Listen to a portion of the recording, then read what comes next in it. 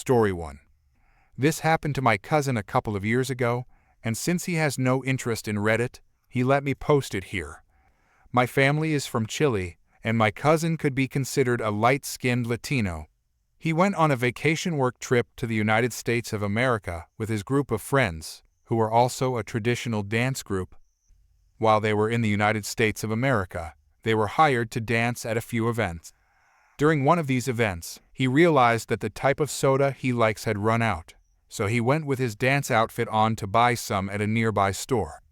Now, this type of costume is called huaso elegante and is used to dance cuca. It is very different from a Mexican charro. This happened in May, a few days before Cinco de Mayo. C is cousin, and DK is dumb Karen. My cousin went to the supermarket, grabbed a soda bottle, and then he heard a loud voice. Karen, excuse me, where are the... What the heck do you think you're doing? He turned around to see a white woman wearing sunglasses and clothes that were too small for her many meals ago. Cousin, ooh? Karen, don't play dumb. Who do you think you are to wear that outfit? Do you think Mexican culture is an ornament? Where is the manager of this store?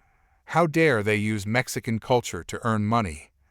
Cousin, I'm not sure what. Karen, you are not innocent either, agreeing to do such a disrespectful thing. Give me your name now. I'll report you and this store to corporate. Cousin, I'm not. Karen, oh yes, you are.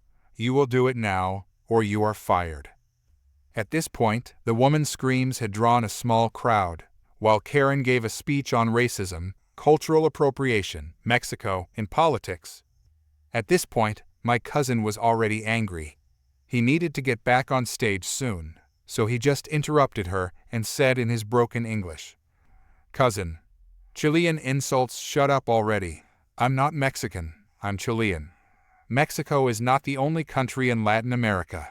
You Chilean insults, ignorant person. This is my culture, and if you more Chilean insults are so racist that you can't differentiate one Latino culture from another, it's not my problem. Now get out of my way. I need to pay for my drink because I don't work here. And if you want to stop being so ignorant, go to that cultural center and pay to see our culture, which is where I do work. Then he left with even more Chilean insults. One would think that the part about not working here and talking about the cultural center would put some sense into her head. But no, she decided to double down on her foolishness. My cousin paid for the drink, but was detained by security at the door because Karen reported that a man in a Mexican suit had attacked her, and now she demanded that they arrest him, get his name, and have him fired from his job. My cousin was running out of time to get back on stage, and security wanted to check the cameras before calling the police, to which this woman refused and just wanted my cousin to be arrested. The problem was that to check the cameras, they needed the manager of the store, who had gone out to lunch recently. Fortunately, one of the witnesses was a Peruvian who recognized the characteristic insults of my country and gave testimony. My cousin received a gift card for the inconvenience, and the woman was banned from that supermarket since it was not the first time that she had made a whole scene about the clothes of other buyers or politics. Story 2. My wife and I moved into a 64 townhome community that was 10 years old at the time. The Homeowners Association Board was composed of 5 members who were original homeowners when the community started and had been the sole board members since the community's inception. Their sense of entitlement was crazy. They thrived on their quarterly walkthrough of the neighborhood, as they would write up every single home for some kind of violation, regardless of how minor the offenses were. Everyone received a violation letter. Our first letter, the first month living there, stated that our garage door paint was starting to peel. It was a 2 centimeter scrape where the panels met. It needed to be repainted. The siding needed to be power washed. There was a patch of green moss behind a bush. And the sliding door on the deck was dirty. There was dirt on the bottom of the door from recent rain, and it needed to be washed. We had 30 days to fix the issues or begin accruing a fee of $25 a day until they were resolved. I asked around, and everyone received these ridiculously petty letters every quarter. No matter what you did to maintain your townhome, you were going to get a letter about something. As this was going on, none of the major items the neighborhood needed to be fixed were addressed.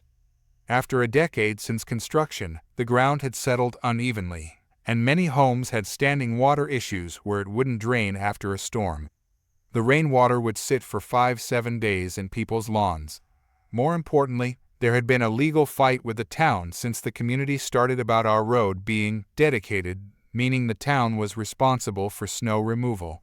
Our homeowners association dues included paying for our own snow removal, which we shouldn't have to, and we were paying an attorney for 10 years to fight this, with no resolution in sight.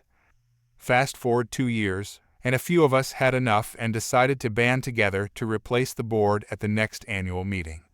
The existing board got wind of this and hit us all with pages worth of issues with our properties, since if you have outstanding issues, you are not in good standing with the community, thus cannot run for a board position or even vote for those running. This petty move brought the community even closer, and we all spent the weekend before the meeting helping each other clean out their homeowners association honey-do lists. We took pictures, documented everything. Then we had the mail certified delivery of each packet with a completed list and photos to the homeowners association board who lived 75 feet away. Come board night, oddly enough, the lawyer was there to give an update that no progress had been made with the township on dedicating our road. He stuck around as we moved to the elections for the next board. We brought our signed petitions to add our names to the ballot. The board says we're not eligible as we all have outstanding issues with our property. We call nonsense with our receipts from the post office that they received our completed lists with documentation. They reply that they haven't reviewed them yet. We tell them that's not our problem and we are in good standing. The lawyer overheard that and states we are eligible to be on the ballot if we can confirm the issues with our homes were resolved prior to the meeting. The Homeowners Association president glares at the lawyer, but the lawyer just shrugs, saying, "The rules are the rules." With the exception of the 5 existing board members voting for themselves or each other, we are voted in nearly unanimously to replace them. I led the revolution because I was tired of the petty nonsense when there were real problems in the neighborhood. Sadly, the rest of the elected board members vote me as president. I have no idea what I'm doing. But we spent the next few sessions removing all the trivial violations from most of the neighbors. We went through the bylaws to really focus on what's important. What happens next? It turns out that the lawyer was a friend of the previous president and was in no hurry to resolve anything as he was enjoying our excessive bill. I notify him that if it's not resolved in the next 6 months, we'll find new representation. He was actually good at his job when pressed to do it. He won the case, the town appealed and tried to drag it out. He fast-tracked the appeal as it had been going on for 10 years, and we won the appeal too. The town dedicated our road. Then the lawyer pressed that it should have been done years ago. It wasn't him slowing things down but the town. He ends up getting us a settlement from the judge for back pay on us paying for snow removal that the town was responsible for. We ended up using that settlement to have French drains installed across much of the community to clear the standing water issues. With the money left over, we fixed a lot of the neighborhood issues that the homeowners association should have been doing the whole time. Fences and sidewalks in disrepair, replaced dead trees and shrubs, etc. It was great getting all that done without having to hit our capital reserve fund. I remained president until we moved a few years ago. Our family began to outgrow the townhome. Now we live in a new, larger development. With a new homeowners association, I was asked to run for a position on it. I replied, "Not a chance. But I will lead a change in leadership if I need to." Edit. As for the original homeowners association president, 50-year-old male, he wasn't actually eligible to be president. He wasn't on the mortgage. The townhome was in his mom's name. No one knew because he held the books. So being the vengeful leader at the next annual meeting, I wait until ex-president shows up with his petition to try and get his position back. I tell him in front of the other 60-plus homeowners that he can't even be at the meeting, let alone vote or be on a ballot, as his name isn't on the property. But his mom is eligible if she wants to. That was embarrassing enough for the entitled fellow. Story 3. I was washing my dog at a local pet store. They have public dog baths there with numerous signs about the cost of using them.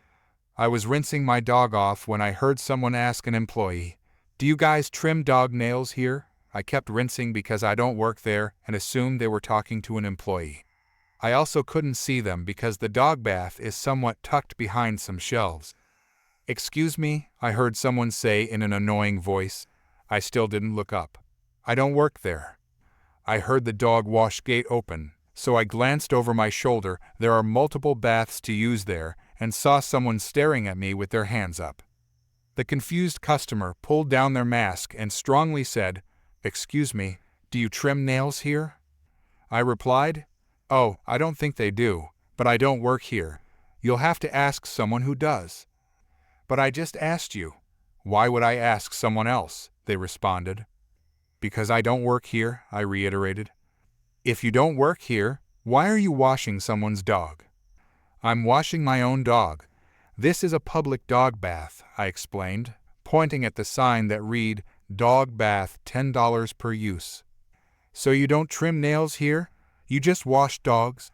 How much would it be if I brought 2 dogs in?" "Sir, I don't work here. I just told you that 3 times. Go ask someone else," I said, growing increasingly frustrated. "I don't care if you don't work here. That's still bad customer service."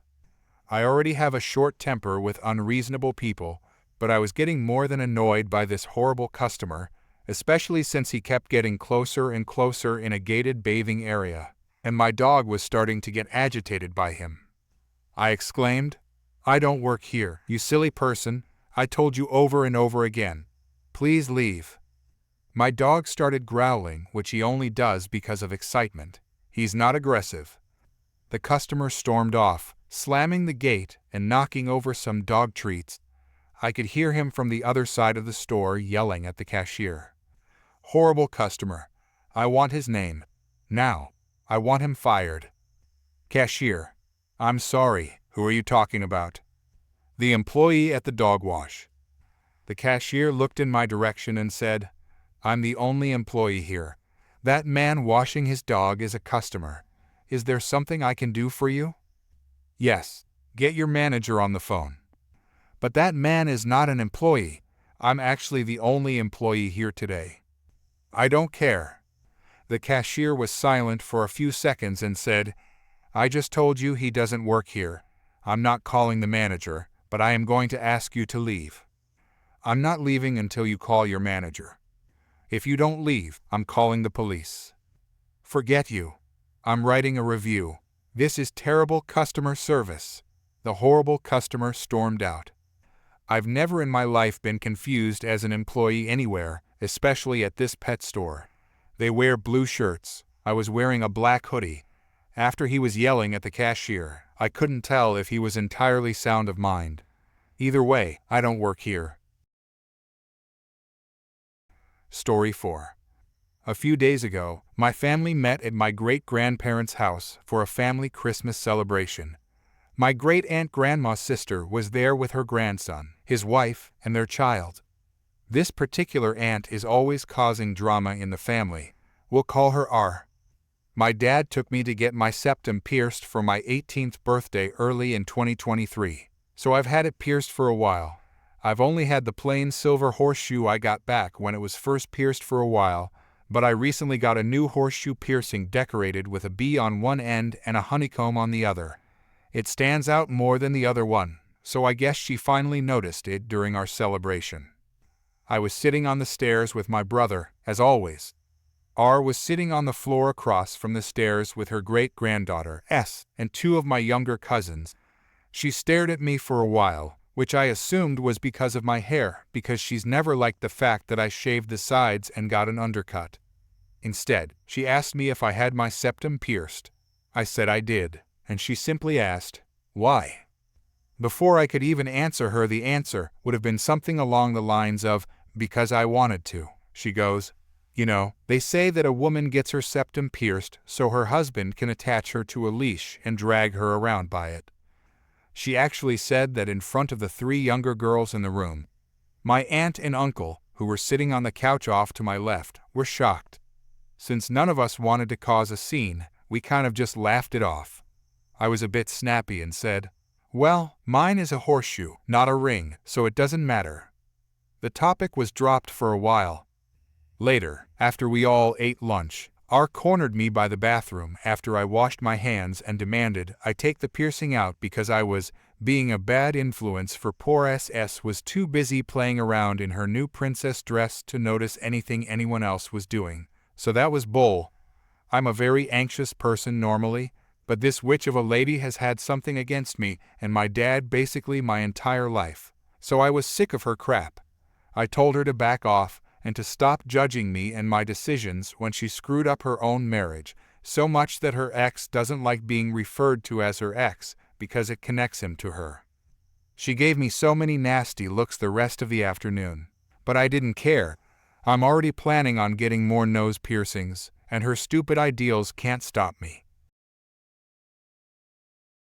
Story 5. This all happens around Christmas New Year's, but I just found this subreddit and am obsessed with it now, so I have to share my story. My grandparents immigrated to Canada from Italy in the 1970s and opened a restaurant. When they passed away, the restaurant went to my parents. Over the decades, they grew and expanded it. I have been working at the restaurant since I was 15. Over time, my parents got older and eventually retired, becoming snowbirds going to Florida for the winters. They left the restaurant to me a few years ago, but still retained a small percentage ownership as an additional revenue stream along with their savings and annuities. As soon as I gained control, I pretty much modernized the old place. I remodeled the restaurant, changed the logo, reached out to local and national papers to put out ads, invited food critics, bloggers, vloggers, etc. It was very slow at first, and I began to worry that the loan I took out to do all this was the biggest mistake I had ever made, and that I had ruined 3 generations of my family's business. Eventually, it began to work, and a local semi-famous YouTuber featured us in one of his videos. That was the catalyst for more people to come and review, and eventually, we were seeing 5-10 times the business we usually get, even on a Monday. We became a hot spot for major events, and it wasn't uncommon for a celebrity to visit. On those nights, I even arranged for special high-profile chefs to visit and cook for our guests, which costs a fortune. So during the holidays, we were beyond packed. It got to the point where people would have had to make reservations in July to get a table in December. This process took years to get to where we are now. When it gets busy, I don't just sit in the back office. I'm on the floor doing whatever needs to be done, even if that means I greet people, bus tables, or even mop the floors. Other nights, when we have high-profile guests or events, I'm in a blazer and acting in charge, though. On one night, a group of 6 women walked in. 5 of them looked like they were still in their early 20s, and the head of the group looked like she was in her mid-20s. My best theory is she was one of the other 4 girls' older sister, or possibly an older sorority sister to incoming college freshmen. I was greeting at the door. As they were walking up, the leader was telling the younger women how this place is awesome, the food is amazing, and there might even be celebrities here. When she came up to me, she told me she needed a table for 6. I replied, "Of course, can I please get the name on the reservation?" She looked at me and said, "Oh, I didn't make one, but it's okay. The owner is a personal friend of mine. He said he always has 1 or 2 tables that he keeps open for special guests, and said we can have one of those tonight." Now, generally, this is true of many high-profile restaurants, and lately, I have been doing that as well, but I had no clue who this woman was, and she definitely never spoke to me about any of this. I got that she was trying to get in without a reservation, but she literally picked the worst person she could possibly talk to and try this with. I told her, "I am sorry, but we cannot seat anyone without a reservation. As you can see, we do not have any seats available." I didn't want to go all out and say I'm the owner and we have never spoken before, so I never promised you a thing, because I didn't want to embarrass her in front of the other girls she was with. At first, she then went on and said out loud to one of the other girls to take a picture of me. saying she will speak to the owner and make sure I'm either cleaning the toilet or fired by the end of the week. The other girls, following her lead, were like, "Yeah, kiss your minimum wage job goodbye." I'm not sure if they were in on it with her, or if they honestly thought she knew the owner. The leader then went on and said, "Look, you can just give us a table, or I can make life very difficult for you. This is not worth losing your job." She was constantly pointing, trying to put me down, saying things like, "Obviously, you're not anyone here because if you were, you would know who I am and never even try to tell me anything other than yes or of course." She was constantly trying to belittle me and get that table. At this point, it was a long day for me, and the way I saw it, I had 3 options. 1, tell her I'm the owner and just call her out on all of this. 2, just give her the table and let it be. 3, teach the leader and her little followers a lesson. I chose option 3 for various reasons, including some personality flaws I am aware that I have, but I like to think it was at least 50% really wanting to teach her a lesson. I smiled at her, said, "Of course, ma'am, follow me, please," and I gave her one of the 3 tables we keep open in case a celebrity comes, which happens from time to time. I told her I apologize for everything, and she is right. It would be simpler to just give her the table. I also told her that the first 3 rounds of drinks will be complimentary. I sat them down and personally served them. As they were sitting down, I told them we do need one of their credit cards and IDs just to keep on file, and we will give it back to them before they leave. The leader gave me her cards and told the younger women that tonight was on her. I took their orders and got them their free drinks and told them that due to how busy we are tonight, there might be a delay on the food. All the girls were thinking of and cared about were their free rounds. They ordered 3 rounds, and still, no food arrived. They eventually called me and asked me to check on it, the whole time giving me the world's most nasty attitude since even before they ordered. I told them I will check on it, but also asked if they would like any more drinks. They ordered 2 more rounds by the time the appetizers arrived. At this point, they were all intoxicated, having done nothing but drink on an empty stomach most of the night, and only having had salads after. As more food arrived, more drinks were ordered. What these girls never realized was that they were at our VIP table, which alone costs a few thousand just to sit in, but I didn't charge them for that. What I did charge them for was all the super expensive cocktails they had throughout the whole night, except for the first 3 rounds. In addition, the table they were sitting at, as mentioned, was VIP, so the menus were a bit different. For one, they don't say prices on them, trade secret. And in addition, it had certain higher-end menu options such as white truffle, black caviar dishes, and specially imported West Coast oysters, among other things. At one point in the night, I was honestly rethinking what I was doing, and thought I might be going too far with these poor girls. They might not know any better, but some things reassured me throughout the night. For example, one of the younger women asked me if I felt like my life was worthless since all I ever became was a waiter. Also, one of my other employees told me how they were discussing how to mess with me to the point that they can just do this whenever they want, and I will know to always give them a table. I also overheard them say, "He's cute, but I would never date a waiter like that. He is such a pushover." There were a bunch of comments like that the whole night, so I kept on with their life lesson. By the end of the night, each girl racked up a bill in the range of $500–600 per person. When I handed the leader the bill of $4,232.23 with tax and tip included, of course, I have never seen anyone sober up so quickly. She went from laughing and giggling with her friends to nearly in tears. She called me over instantly and asked if this was some kind of joke. I took the bill, looked it over, and said, "Oh, yes, I apologize. I will get you the correct bill in a moment." Again, she felt a complete sense of relief, thinking she got someone else's bill, called me an idiot, and went on to talking to her friends. To be fair, I did make a mistake. I did forget to count her 8th order of a dozen oysters that costs about $120 per order. So I gladly just went back and added it to the order. When I went back to give her the correct bill, she flipped out again, going crazy. I just asked if there was something on this bill that she didn't order. She and the girls, in shock, went over every single line of the bill, including the first few lines that show their original 3 rounds, which say, complimentary. They then took out their phones and went over everything line by line for the 100th time, adding everything up. Extremely rattled, the leader simply said, "1 second, I need to use the washroom." Part of me thought that she might just pull a dine and dash and leave the younger women with the bill, but kind of low-key. I did remind her we had her ID and credit card without making it obvious. I thought she was going to run out on the bill.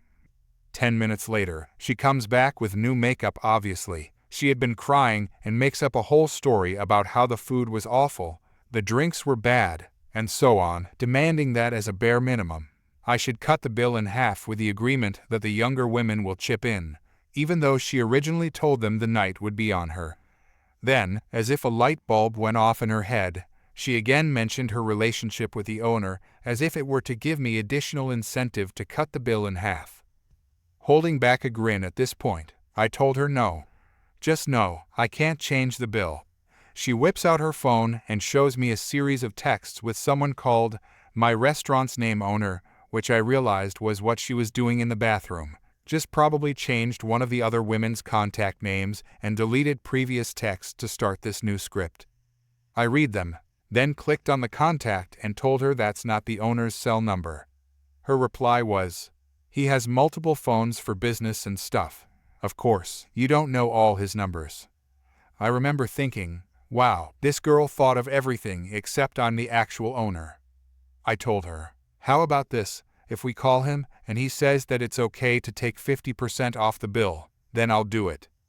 Her reply was yelling and screaming, where the few remaining customers all began to start looking, and I knew it was the right time to end this.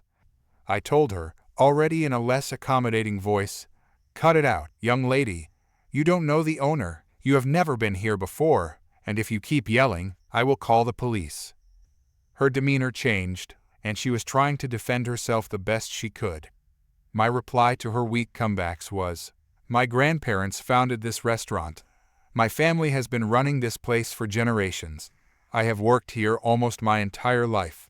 I am the one and only owner of this restaurant, and I have never once seen you, heard of you, and I definitely never made a stranger I don't know and have never met before tonight any promises."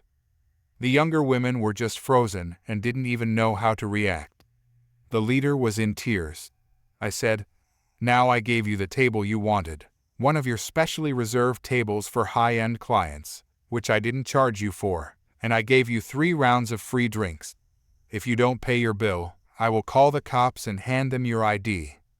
In tears, the leader signed the bill, and the younger women took out their purses to give her whatever cash they had, which equaled maybe a couple of $100, with the promise to pay her back more. 2 days later, a man walks into my restaurant fuming and asks one of my bartenders to speak to me.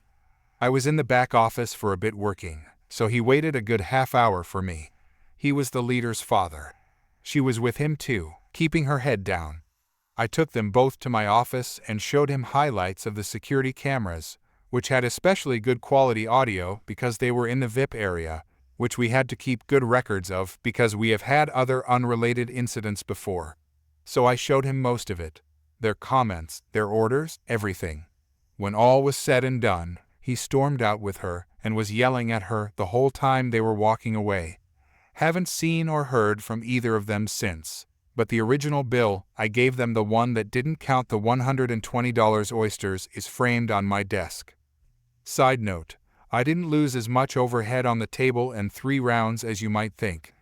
The table was originally supposed to be empty, so I didn't lose anything since I didn't expect to gain anything to begin with, and the overhead for the food and other drinks more than covered the loss on the 3 free first rounds. I thought about posting this on Nuclear Revenge, but I read some of the stories there, and I think making this girl pay a few thousand and give her a life lesson does not qualify as some of the revenge. There are life-ending revenge stories and losses in the tens or hundreds of thousands. Story 6. This happened 4 years ago, so the sting is gone and my revenge has been had. I apologize if this isn't the right forum. We dated for 4 years and had what I thought was a great relationship. We were both well-established professionals who owned homes in the same neighborhood and both had daughters living with us. Her daughter was 11 and mine was 16 when we met.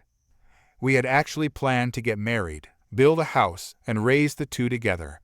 We planned the house build because she had recently been diagnosed with a neurological disease that would eventually put her in a wheelchair, and we needed something Americans with Disabilities Act friendly. During the planning stages, I began doing landscape and construction projects on her home to increase the resale value. All in, I invested roughly $30,000 United States dollars into the home, running everything through my side construction business for tax, permitting, and resale purposes. We had a contract that payment would be made upon the sale of the home. I produced invoices for each and every project, but never pushed for payment because of the prior agreement. Fast forward 6 months, we're looking at property to develop and finalizing drawings on the home when I began feeling ill. I couldn't eat, was constantly vomiting and passing blood. I began noticing that my abdomen looked swollen, which was odd because we were both very clean eaters and were in the gym every day. So I went to the doctor and began having tests done. During this time, she began having small cognitive issues, and the stress of her current position was exacerbating her condition. So she took a $20,000 per annum cut in pay along with a lesser position inside the company. After a month or so of different tests and a biopsy, it came back that I had a golf ball-sized tumor in my stomach and would need to begin chemotherapy. So I began chemo and radiation treatments, which made me, expectedly, extremely ill. She was spending time helping around my place on the weekends and staying over more, to the point that they were both at my home more than theirs. At this point, I suggested that we go ahead and put one of our houses on the market and move in together until the new house was built. I have great supplemental insurance as well as a long-term illness plan, so using that coupled with the sale of one of our houses would push us through comfortably and help ease the financial stress on her. Shortly after this discussion, she became extremely distant. Her daughter wasn't coming down and hanging out with mine anymore, and she had excuses for not getting together. She quit driving me to treatments and stopped staying over. She then dropped a bombshell, a sentence that will forever be burned into my psyche. I love you, but I can't see myself taking care of someone this sick in the long term, and I don't think we should see each other any longer. In a text. It broke me. I won't lie. This was the first woman I had ever opened up to and planned a life with since my wife died when my children were 1 and 3. However, I tried to be mature about it. I forced myself to understand her position and to accept what I could not change. I calmly, the next day, gathered all of her things, packed them neatly, loaded them in my truck, and took them to her house to leave on the back porch while she was at work, in order to avoid any awkward exchanges. Walking around the back and under the porch cover, I sat down a box and saw her in her back living room, on the couch having intimate relations with a man that she had introduced to me as a lifelong friend. I had dinner and drinks with this man and his girlfriend. We had gone on vacation with them as well. I never spoke of the incident with her and simply sent her a text later, explaining that I would leave her things on my side porch to pick up at her convenience. I discovered 8 or 9 months later from his now ex-girlfriend that they had broken up due to him confessing that he had been intimate with my significant other, dating back to about the time we were finishing drawings on the new home. Now I'm furious. Revenge time. At this point, I had finished chemo and radiation for the time being and was feeling healthier. I was going through some much neglected paperwork when I ran across the file that contained $30,680 in unpaid, long overdue invoices, which were promptly sent to my attorney to begin lien proceedings on the home. It turns out that I couldn't have done this a moment too soon because she was set to put her house on the market. Coupled with interest over the course of what was then 19 months overdue, the invoices were hefty. That, along with the agreement of settling them when the house was sold and attorney fees, left her with roughly $10,000 after the sale of the home and settling her current mortgage.